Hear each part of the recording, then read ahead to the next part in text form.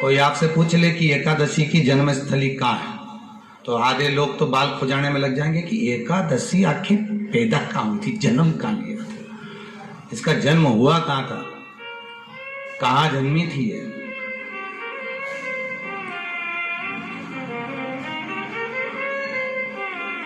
इसका जन्म स्थल है कहाँ। और अगर मान लो जन्म स्थल एकादशी का है,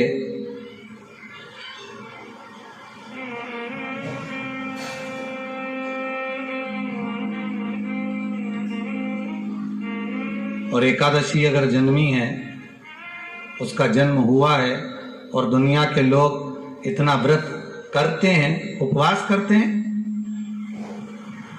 तो फिर इसका जन्म स्थल कहां होगा। तो कहा इसका जो जन्म स्थल है वो बद्रीनाथ है। कहां पर है? बद्रीनाथ। और उस बद्री विशाल में भी एक गुफा जिसका नाम है हेमवती। क्या नाम है? हेमवती। उस गुफा में एकादशी का जन्म स्थल है।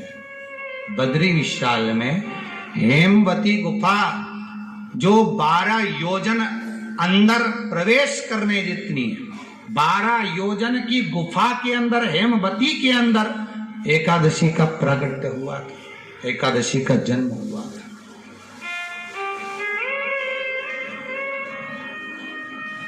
अब तो बता सकते हो ना कि कोई पूछेगा, और आपसे कोई पूछे कहाँ हुए, तो कहीं इंदौर में हुए, कि देवास में हुए, कि भोपाल में हुए, कि मुंबई में हुए, कि पूना में हुए, आपका तो बता दोगे। पर बच्चे आपसे पूछ ले, मम्मी तू इतनी एकादशी का व्रत करती है, एकादशी का तू व्रत करती है, और सबको करा देती है कि वल्लभ कुल की एकादशी करो, भले बकरी जैसे चरो पर एकादशी करो, और सबको एकादशी कराया। तो कोई पूछ ले कि एकादशी का जन्म कहाँ हुआ था, तो आप कह सकते हो कि बद्री विशाल में, हेमावती में, बद्री विशाल के हेमवती गुफा के अंदर जो 12 योजन की गुफा है, उस गुफा में एकादशी का जन्म हुआ है। कब हुआ?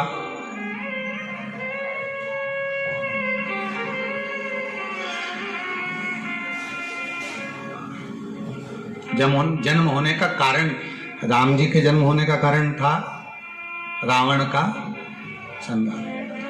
भगवान कृष्ण के जन्म होने का कारण था कंस का संहार।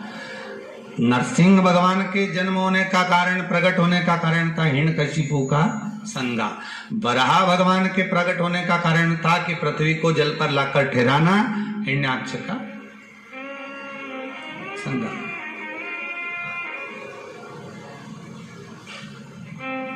तो फिर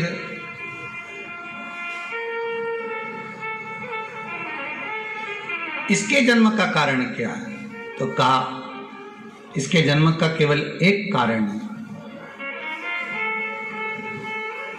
सतयुग में, अब एक और बात का बहुत ध्यान दीजिएगा महाराज, सतयुग एक बार नहीं हुआ कि तुम सोचो कि सतयुग के बाद में द्वापर, त्रेता आ गया, त्रेता के बाद द्वापर आ गया, द्वापर के बाद कलयुग।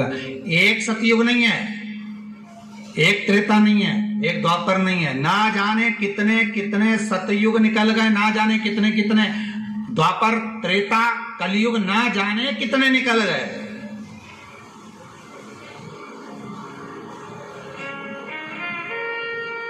और आप और हम जैसे भी इस पृथ्वी पर ना जाने कितने, अरे जम के तो बोलो, निकल गए।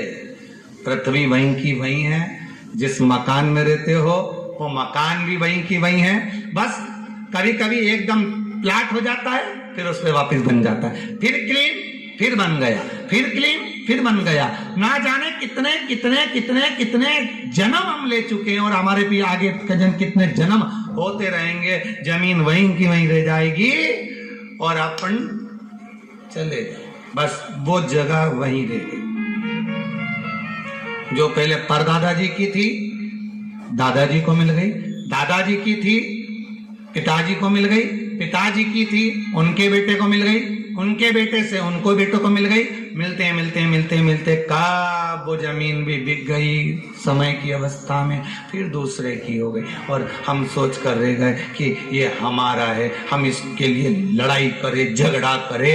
हम केवल इस जमीन के लिए, जरा सी प्रॉपर्टी के लिए अदालत में खड़े, अपना समय बर्बाद कर दिए और जो पाना था वो छोड़ दिया।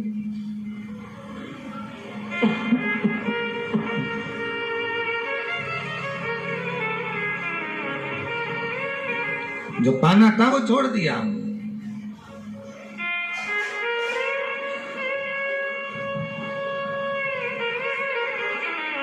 असली रजिस्ट्री तो ये शिव महापुराण की कथा है, जिसमें बैठकर आप 3 घंटा भगवान की भक्ति को जो धारण कर रहे हो, 3 घंटा जो भगवान की कथा को आप श्रवण कर रहे हो, 3 घंटा जो भगवान की भक्ति में आप डूबे हुए हो, 3 घंटा जो भगवत स्मरण में आप लगे हुए हो, बस यही असली रजिस्ट्री है, यही वहां काम आने वाली है। इसके सिवाय कुछ काम नहीं आएगा। धन दौलत माल खजाना सब बड़ा की बड़ा रह जाना,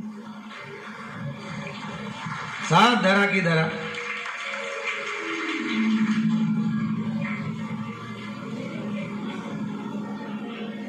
रह गया वो एक लाइन आप लोग स्मरण करते होंगे, सज धज के जिस दिन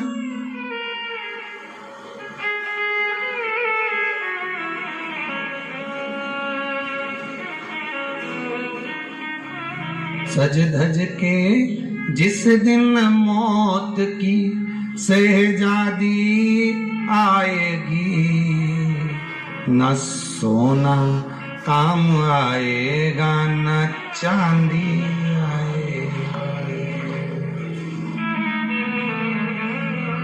अलमारी में धरा की धरा रह जाएगा,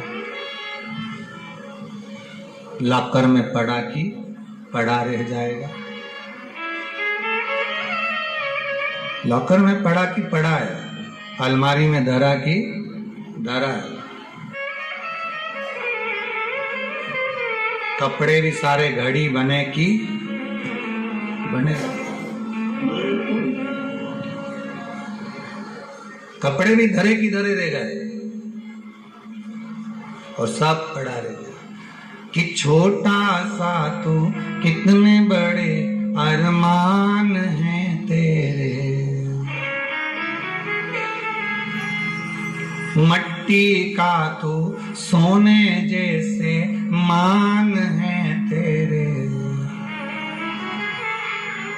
मट्टी की काया एक दिन मट्टी मिल जाएगी, न सोना काम आएगा न चांदी आएगी, न सोना काम आएगा न चांदी आएगी।